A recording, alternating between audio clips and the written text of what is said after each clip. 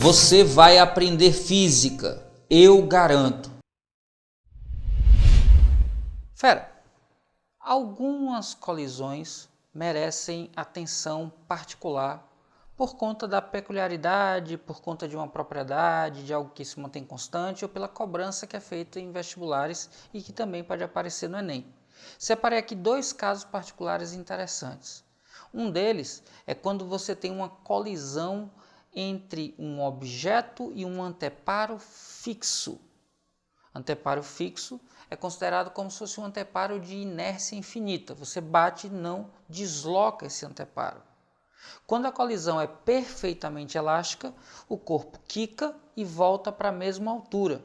Agora, se há perda de energia nessa colisão, a altura final, que eu chamei de Hzinho, é menor que a altura inicial. Aqui em cima ele tem energia potencial gravitacional, cai, colide, e aí é empurrado de volta e sobe até encontrar uma última energia potencial. Energia potencial se transforma em cinética na queda, energia cinética se transforma em potencial na subida.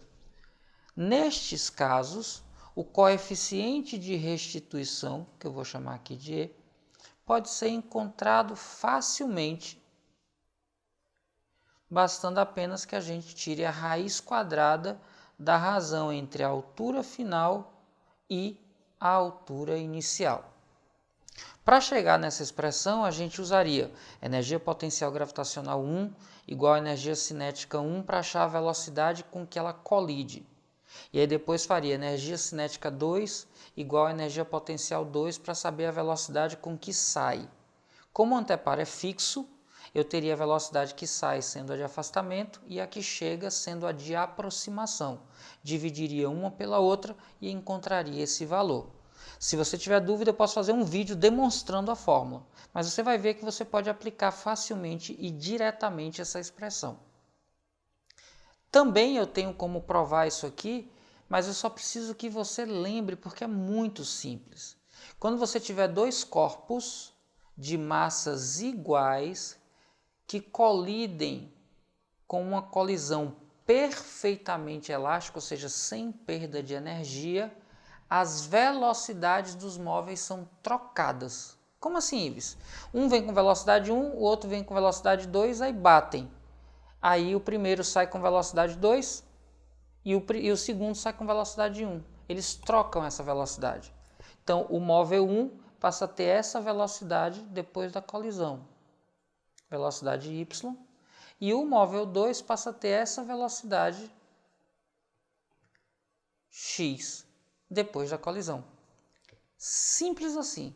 Quando eles batem um no outro, se as massas são iguais e a colisão é perfeitamente elástica, eles simplesmente trocam a velocidade.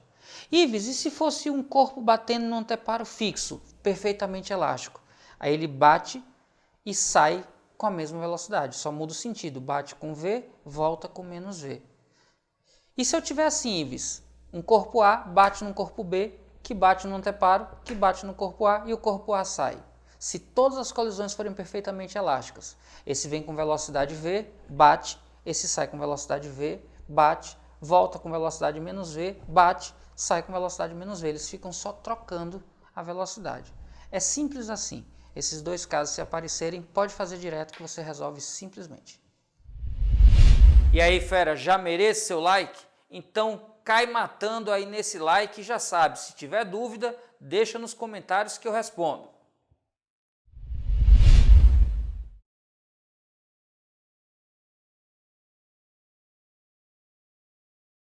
Olha aí, fera, esse é o tipo de questão que, se você não sabe do detalhe, você vai ter um trabalho que é absurdo, que inclusive nem compensa numa prova você perder 10, 12 minutos fazendo o cálculo de cada colisão. Porque vê comigo, o corpo 1 vai colidir com o corpo 2, depois o corpo 2 vai colidir com a parede, e depois o corpo 2 vai colidir com o corpo 1. Então são 3 colisões. Se você for fazer cálculo em cada uma dessas colisões para chegar nos resultados, você vai perder um tempão.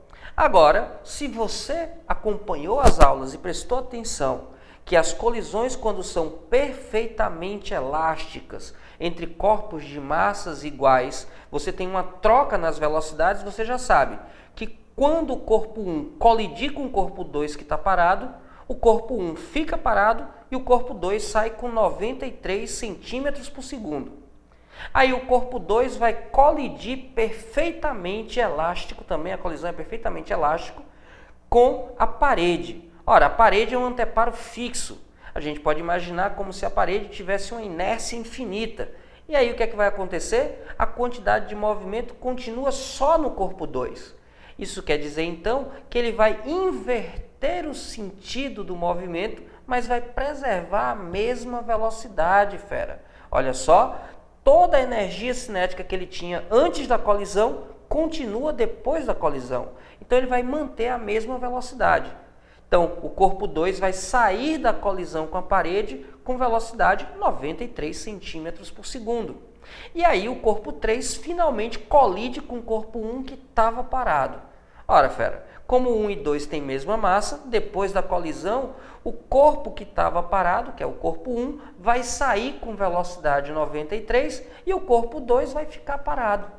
Isso quer dizer que no final das 3 colisões, o corpo 1 vai sair com velocidade 93 centímetros por segundo, deixando o corpo 2 parado. Logo, a velocidade do corpo 1 em relação ao corpo 2 após todas as colisões vai ser igual a 93 centímetros por segundo. Simples assim, fera. Como todas as colisões são perfeitamente elásticas, 1 quando bate em 2 transfere toda a energia para 2. 2 bate na parede, não perde nada, volta com a mesma velocidade. 2 bate em 1 e transfere tudo para 1. E aí 1 sai com a mesma velocidade em módulo, que é 93 centímetros por segundo. Essa é a resposta da questão. Tranquilo, fera? Muita atenção, porque se as colisões são perfeitamente elásticas, você pode ganhar bastante tempo sabendo o que acontece quando as massas são iguais ou quando a colisão é com um anteparo fixo. Tranquilo? Continue acompanhando aí os nossos exemplos. O pêndulo de Newton pode ser constituído por 5 pêndulos idênticos suspensos em um mesmo suporte. Em um dado instante, as esferas de 3 pêndulos são deslocadas para a esquerda e liberadas, deslocando-se para a direita e colidindo elasticamente com as outras 2 esferas que inicialmente estavam paradas. O movimento dos pêndulos após a primeira colisão está representado em... Fera, questão bem simples cobrada no Enem. O segredo do pêndulo de Newton é que as massas precisam ser iguais e que as colisões perfeitamente elásticas. Quando isso acontece, depois da colisão, a quantidade de massa que fica em repouso é igual à quantidade de massa que estava em repouso antes da colisão. Então perceba que tem 3 se deslocando da esquerda para a direita, enquanto 2 bolinhas estão paradas. Após a colisão, 2 bolinhas ficarão paradas e 3 bolinhas se deslocarão da esquerda para a direita. É só isso. A massa que se desloca é sempre a mesma, a massa que fica em repouso é sempre a mesma. Então, a figura que tem 2 bolinhas paradas e 3 subindo da esquerda para a direita é a da letra C. C de coisa fácil. Fácil quando a gente sabe o que fazer. E é por isso que você está aqui, para saber e fazer. Uma pequena bola de borracha maciça é solta do repouso de uma altura de 1 metro em relação a um piso liso e sólido. A colisão da bola com o piso tem coeficiente de restituição E igual a 0,8. A altura máxima atingida pela bola depois da sua terceira colisão com o piso é... Fera, muita atenção, porque na questão ele dá uma relação do coeficiente de restituição com as velocidades. Ele chamou de VF e de VI. Eu vou chamar de V2 e de V1 e você vai entender por quê. Ele diz que o coeficiente é igual à razão entre as velocidades ao quadrado. Velocidade final, que eu vou chamar depois, 2, e velocidade inicial, que eu vou chamar antes, que é 1. Ele diz que isso é 0,8. Por que eu quero chamar a atenção para isso aqui? Eu quero chamar a atenção para essa relação porque como eu tenho simplesmente um corpo em queda livre, colidindo com o solo e voltando para uma altura diferente, durante a queda a energia potencial se transforma em cinética. E durante a subida, a energia cinética se transforma em energia potencial gravitacional. Então a gente tem sempre essa relação, cinética virando potencial, potencial virando cinética. E aí olha só, as massas se simplificam.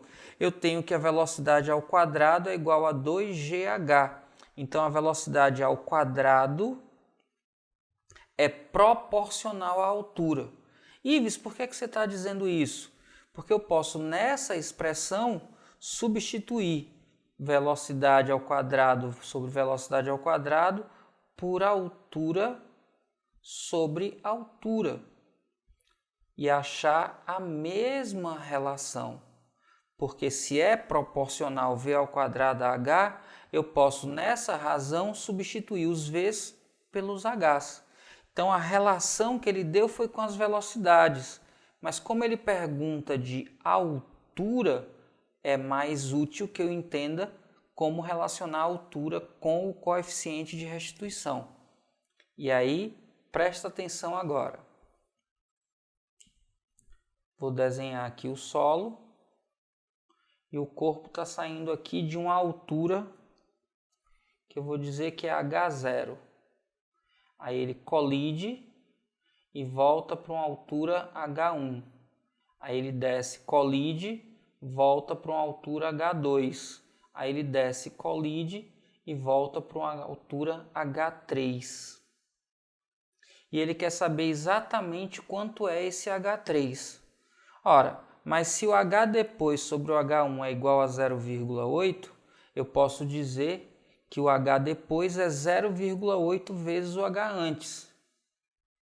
Então eu tenho, depois da colisão é H1, antes da colisão é H0. Então eu tenho que H1 é 0,8 vezes H0.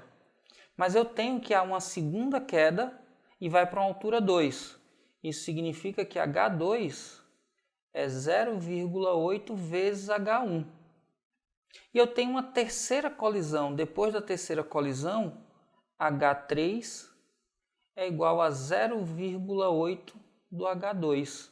Mas o H2 é 0,8 do H1. Veja que o 0,8 apareceu pela segunda vez. E o H1 é 0,8 do H0, então ele apareceu uma terceira vez. Eu posso então escrever que isso aqui é 0,8 multiplicando 3 vezes, então fica ao cubo vezes H0. Aqui no cantinho, a gente então vai escrever H3 é igual 0,8 ao cubo, 0,8 ao cubo dá 0,512 vezes H0, que era a altura inicial, 1. Quando a gente faz essa conta, a gente pode então aproximar para 0,51 metros. Ficou bem no cantinho, mas eu acho que você consegue aí anotar sem problema. Após a terceira colisão, começando de 1 metro, ele está aqui, aí faz 0,8 vezes 1, dá 0,8. A segunda altura vai ser 0,8 vezes 0,8. E a terceira vai ser 0,8 vezes 0,8 vezes 0,8. Por isso 0,8 ao cubo. A alternativa que diz isso para a gente é a da letra D. D de detona, fera. Esse é seu ano.